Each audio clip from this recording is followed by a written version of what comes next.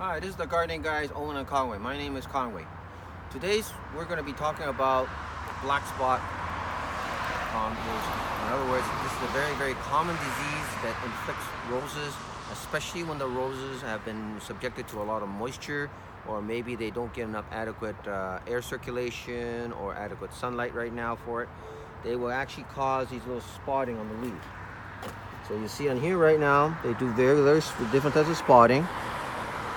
Sometimes they may be very small spots, sometimes they get to be very bigger spots. When the spots get to be very, very large in some roses right now, you may start noticing your roses start to yellow more prematurely, and actually accelerates premature aging on the leaves of the plant as the organism is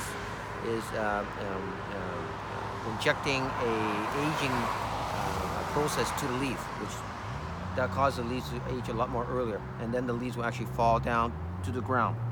Very important, especially when you deal with black spot on roses, is in the short term, we try to prevent a lot of overhead rain. Very difficult, especially for us, because we just went through a very wet stretch in the latter part of September where we almost had triple the amount of rainfall for the month of September. Trying to sort of spray your roses and as a preventative before you get the problem in there right now for it. So we can use things such as garden sulfur, as a powder, or in some cases you mix it up in water and it's basically spray it on the plants before the symptoms actually sort of set in. But one of the things I'm also trying to encourage people right now, especially with a lot of diseases in your garden, whether it be black spot on roses or whether you have diseases on your fruit trees or maybe in your vegetable garden, is to try to get in the habit of trying to clean up a lot of the debris around the base of the plant. So we try to clean up a lot of the debris right now so that we can try to minimize the amount of disease organism that will tend to what we call overwinter into the next year. Of course, it is difficult, especially when we deal with roses right now, because the leaves can be very, very small. In this particular case right now, you may want to choose, as an example, to sort of mulch your beds using some sort of bark mulch after you clean it up, so that you can minimize any of the disease organisms that might be still lurking in the base that will actually splash back onto the plant when it starts to sort of rain. The long-term effect, that with the long-term approach that we basically look at right now, is you have to sort of question, is that particular rose you have in your garden warranted to sort of have a place to sort of sit in the garden, whether it be in a pot or in the beds? And you may want to think about, well, maybe if you have a number of roses and you always seem they sort of get black spot on one particular plant year in, year out right now for it, and you're always trying to combat it by spraying it, is may take a look at and maybe replacing it with another particular rose which is more resistant to it, or in some cases we actually call it immune to it.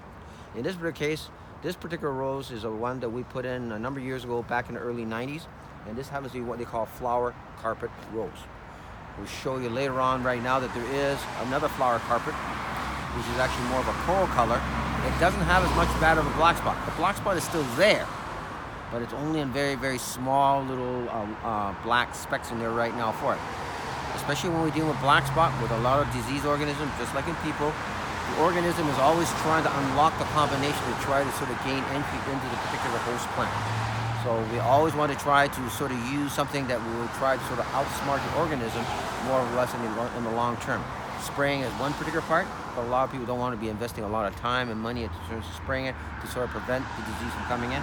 So in the long term, the best bet is to try to look for roses that are more disease resistant, or in some cases immune. In other words, they don't get it at all, no matter how bad the conditions are when it comes to the rain. So is there anything else you'd like to sort of add?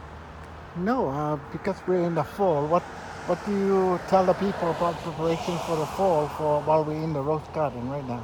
So in the fall right now, if you find that if you have roses that have been in the garden for a number of years and they're quite tall, you may choose to sort of cut them back either a third or maybe halfway if they're a well-established plant. If they're a recently planted plant, you may not want to cut them back as much, but just to shorten them back so they don't sort of rock around too much when we get a lot of wind. Also, at the same time, as we start getting into the latter part of the fall, let's say like in November-ish, when plants have already started to drop their leaves off, is that if your rose still has leaves on it, you should try to cut the leaves off so that we can try to minimize any of the leaves which are carried forward into the winter, into next spring, which might be contaminated. Any of the leaves, which you believe to be contaminated with diseases, in this case with black spot on roses, should actually be disposed of in your green bin. Do not try to put it in your compost bin, unless of course your compost bin has been set up in such a way that you have a high enough temperature to kill a lot of stuff off, which most people usually don't. So I will usually encourage people just to kind of rake it off and just put it out with your green bin. Also, as we start to get into wintertime right now, we have mentioned also in earlier segments, is to use a winter dormant spray. So this particular one involves using lime sulfur, which is more for disease control, in combination with dormant oil. So lime sulfur is basically used as a preventative to sort of control a lot of organisms which are basically disease organisms which might be overwintering on a plant. In the case of black spot, you can also, especially with flower carpet roses, these particular roses, you can actually cut these things right down pretty short. By doing that, you basically will eliminate a lot of the disease organisms which might be on the actual stem of the plant, which black spot can do. It can actually overwinter on the stems besides being on the leaves. So, I think that's about it. So, if we have any other ideas or any suggestions, by all means, let us know. So, go green.